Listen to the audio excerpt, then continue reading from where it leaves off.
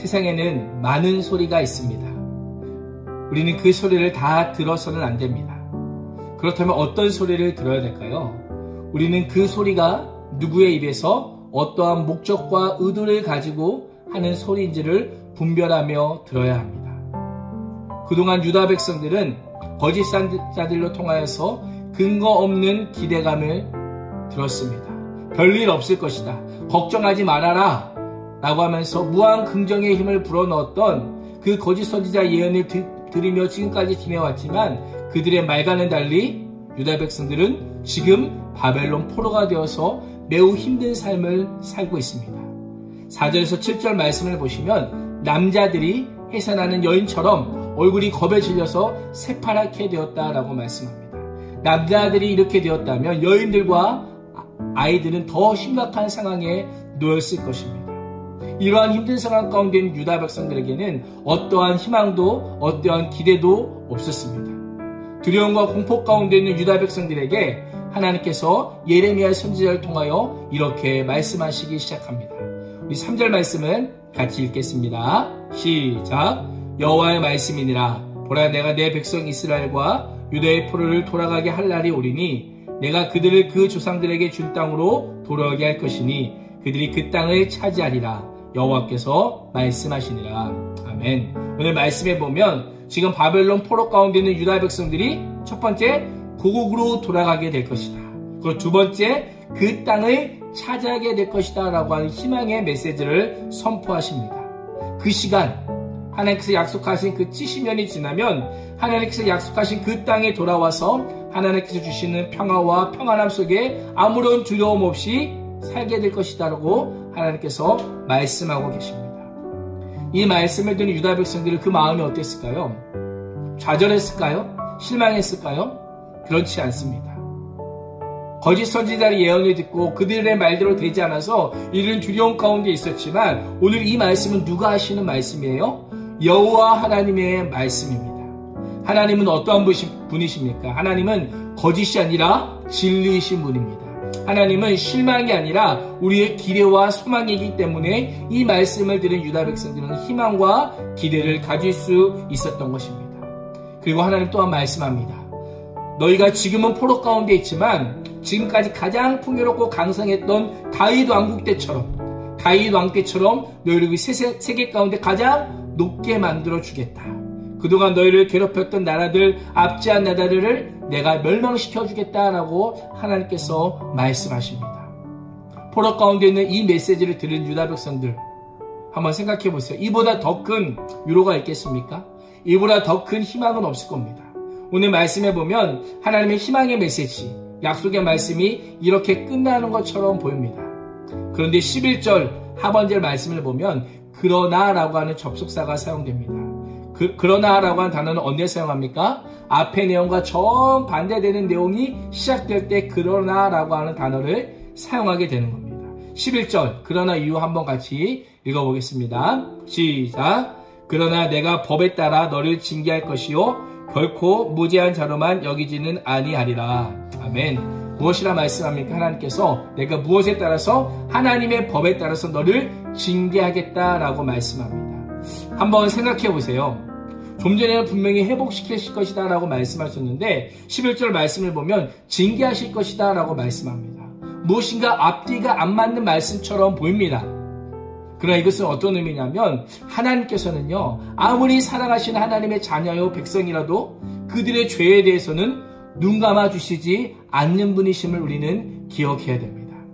우리는 사랑의 하나님만 생각하지만 사랑의 하나님과 공의의 하나님이 함께 하십니다. 죄에 대해서는 철저하게 징계하시고 벌을 내리시는 분이 우리가 믿는 하나님이십니다. 한번 생각해 보세요. 누가 봐도 자녀가 나쁜 행동을 하고 있어요. 그렇다면 그것을 본 부모는 어떻게 해야 될까요? 그냥 지나갈까요? 아니면 혼을 낼까요? 당연히 혼을 내겠죠. 왜요? 사랑하고 내 아들이고 내 딸이니까. 내 자녀를 혼내서라도 바른 길로 가게 하고 싶은 것이 부모의 마음입니다. 길거리를 지나가는 사람은 잘못된 행동을 보고도 아무 말 하지 않습니다. 나와 상관없는 사람들은 그냥 지나가고 모른 척합니다. 왜요? 나를 사랑하지 않으니까. 정말 나를 사랑한다면 나에게 잔소리를 하고 나를 혼내는 것이 일반적인 모습이라고 하는 것입니다. 하나님께서 유다 백성들에게 내리시는 이 징계는요, 미워하는 사람을 향한 진노하는 차원이 다릅니다. 이것은 부모가 사랑하는 자녀의 변화와 더 나은 미래를 위해서 매를 드는 것과 같다라고 우리는 생각할 수 있습니다. 하나님께서 유다 백성들을 향해 사랑의 징계로 지금 연단하고 계심을 우리는 기억해야 됩니다. 하나님은요, 죄인들을 징계하시기도 하지만 결국은 그 징계를 통해서 하나님을 사랑하고 하나님께 돌아오기를 원하시는 자비와 위로의 하나님이십니다. 오늘 우리가 혹시 고통스러운 인생의 삶을 살고 있지는 않습니까? 이 시간을 통해서 하나님께서 우리가 조금 더 성숙해지기를 원하십니다. 우리 인생에 아무리 심각한 위기가 찾아오고 우리 삶이 흔들릴지라도 하나님 끝까지 우리를 찾아오시고 우리를 붙드시고 우리를 구원하시는 그 하나님이십니다. 오늘 하루도 하나님의 징계는 나를 향한 하나님의 또 다른 사랑이다 라는 것을 기억하면서 우리의 삶이 회복되기까지 하나님의 말씀 안에 거하는 우리 낙원제일교회 중등부, 고등부 우리 선생님들과 친구들이 되시기를 주님의 이름으로 축복합니다.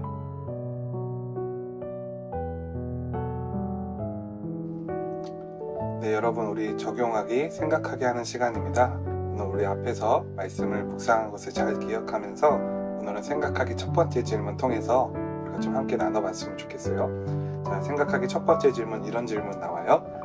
고통과 어려움의 시간이 닥쳤을 때 나는 어떠한가요? 그 속에서 하나님의 뜻을 구하고 회복을 기대하나요? 아니면 당장의 고통에서 벗어날 방법만 궁리하나요? 그리고 저 선생님 하나 더 붙일게요. 아니면 그냥 아무 생각 없이 대책 없이 무기력하게 시간만 보내고 있나요? 자, 이 세 번째는 전도사님이 예수님을 만나기 전에 있었던 상태예요. 아무 생각이 없었어요. 무기력하게 그냥 있었어요. 자, 여러분, 오늘 우리 앞에서 박형성 목사님께서 우리 함께 묵상해 주신 대로 하나님은 우리를 회복시키시는 분입니다. 그러나 하나님은 우리를 징계하는 분이시기도 합니다. 이유는 우리를 너무나 사랑하시기 때문이에요. 우리를 진짜로 회복시켜 주시기 때문입니다. 자, 여러분은 어디에 속하세요? 하나님의 뜻을 구하고 회복을 기대합니까? 그 믿음이 있으세요? 절망 중에서도? 고통스러운 상황 중에서도? 아니면 그냥 당장의 눈앞에 그 어려움과 현실을 외면하기 위해서 무엇인가 막 찾아다니나요? 사람을 찾아다니고 상황을 찾아다니고 현실에 쫓기시나요? 아니면 그냥 대대로 되라, 전도사님처럼 그렇게 무기력하게 아무 생각 없이 그냥 마음의 문을 닫고 그렇게 살고 계시나요? 여러분, 무조건 첫 번째로 갑시다. 오늘 하루 살아갈 때 여러분의 삶 가운데 정말 어렵고 힘든 일들이 많을 수 있어요. 우리 선생님들도 그렇고 우리 학생들도 그렇고. 그러나 그때 가장 먼저 생각해야 할 것은 하나님은 나를 사랑하신다는 거, 하나님은 나를 회복시키신다는 거, 그리고 하나님께서는 나를 반드시 멋있게 아름답게 갖고 가신다는 거, 그 믿음이 있어야 된다고 생각합니다. 그래서 오늘 하루 살아갈 때는 어떠한 어려운 상황이 마주해도 하나님은 날 사랑하십니다. 하나님은 나를 회복시키십니다. 하나님은 나를 반드시 가꾸십니다. 이 믿음으로 살아갔으면 좋겠습니다. 그런 믿음으로 오늘 하루 살아가는 우리 중등부, 고등부 되기를 주님의 이름으로 간절히 소망하겠습니다. 기도하겠습니다. 사랑이 많으신 하나님 아버지, 저희들 회복 가운데 분명히 인도하여 주실 것을 확신합니다. 오늘 영적인 침체에 겪고 있는 자들 주여 일으켜 세워주소서. 또 마음속에 우울증, 또 아픔, 상처, 그 모든 것에 매여 있어서 무기력한 자들 또한 주여 이 시간 세워주소서. 주여 무엇보다 저희들 오늘 말씀을 묵상한 대로 하나님께서는 저희를 사랑하시기에 회복시켜 주시기도 하며 또 때로는 징계하시기도 한다는 것을 들었습니다. 주여 정말 저희를 징계하여 주시옵소서. 저희를 고쳐 주시옵소서. 저희들 오늘 하루 주님의 사랑을 확신하며 그 은혜 가운데 주님의 징계 가운데 감사함으로 순종하겠습니다. 감사드리며 예수님의 이름으로 기도합니다. 아멘.